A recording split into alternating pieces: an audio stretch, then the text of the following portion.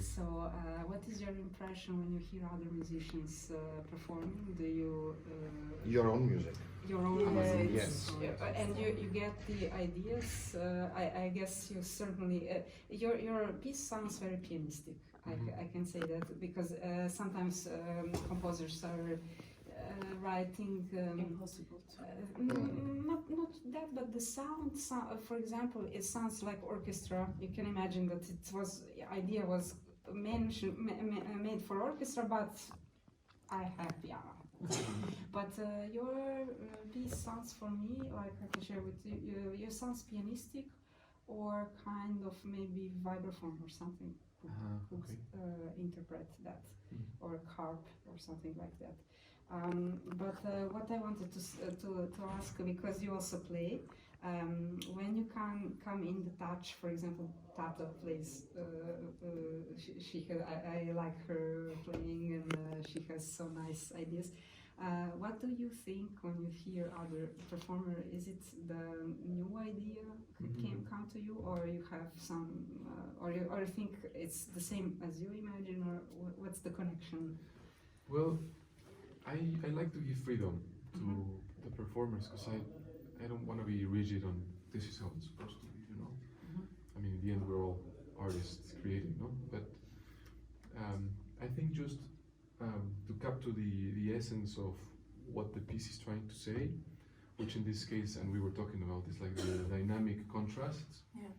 That's basically the main importance, and maybe some tempo to really capture maybe the space or the breadth of the melodies.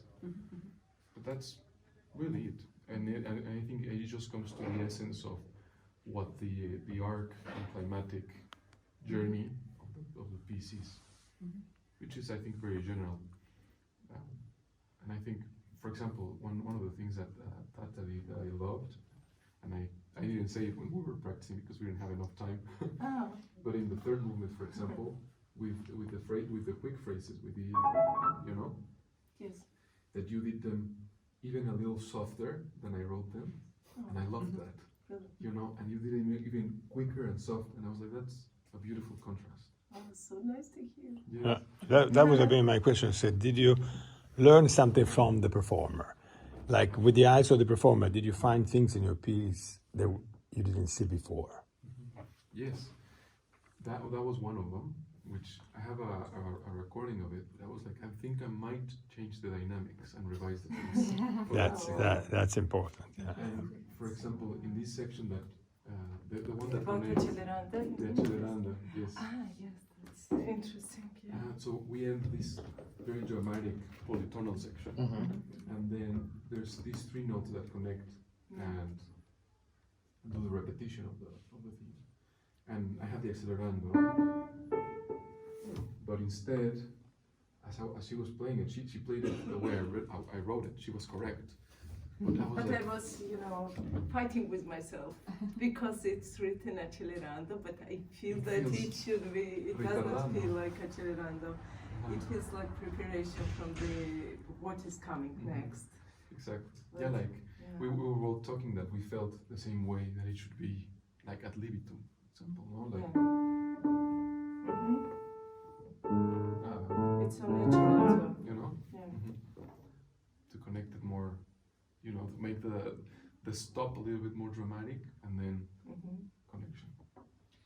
When you write for other instruments as well, because when you write for piano, you play it yourself. Do you work with other musicians through the process as well? Do they, help you in some ways? I try to as much as I can. Sometimes it's hard to just be like, I need you now, no?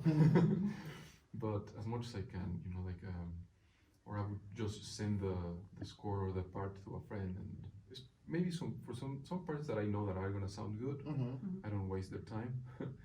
But for like challenging sections, I might say like, what do you think of these 8 bars that are a little challenging? And they might say, don't do that, or do it, or it's fine. I've been surprised, for example, by horn players with certain range considerations or certain breath considerations that I might not have had before. So yeah. Okay. Cool. I mean, we could chat for hours. Yeah,